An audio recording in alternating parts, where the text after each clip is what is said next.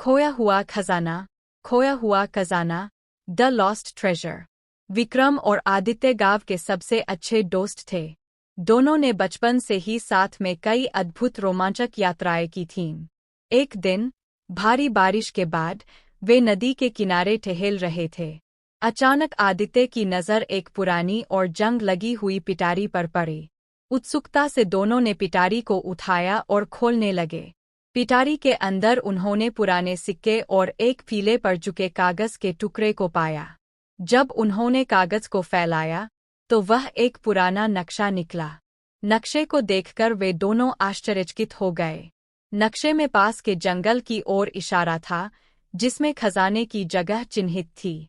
दोनों ने तय किया कि वे खजाने को ढूंढने के लिए इस रोमांचक यात्रा पर जाएंगे।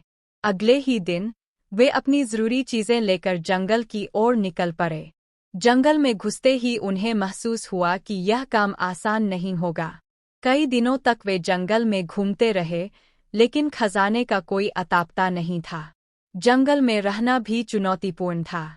हर रात, जंगल की अजीब आवाजें और अंधकार उन्हें डराता था, लेकिन उनका हौसला कम नहीं हुआ। एक दिन, काफी तलाश के बाद, वे एक गुफा के मुहाने पर पहुंचे। नक्शे के अनुसार, खजाना इसी गुफा के अंदर होना चाहिए।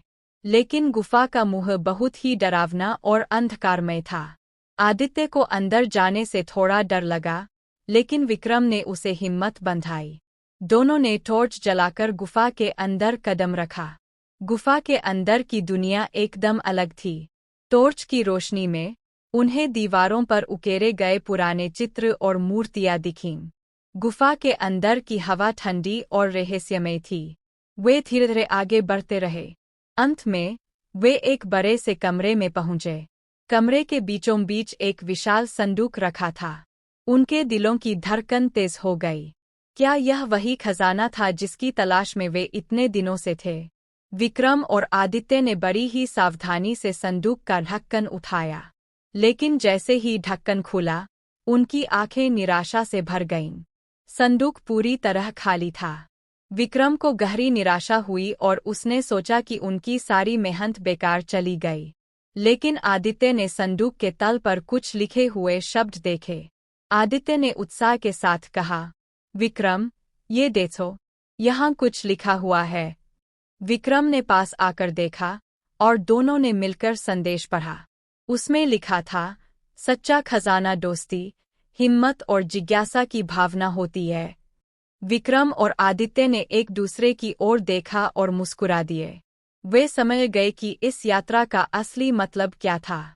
खजाना भले ही न मिला हो, लेकिन उन्होंने एक दूसरे के साथ समय बिताकर, मुश्किलों का सामना करके और दोस्ती की सच्ची कीमत समझकर असली खजाना पा लिया था।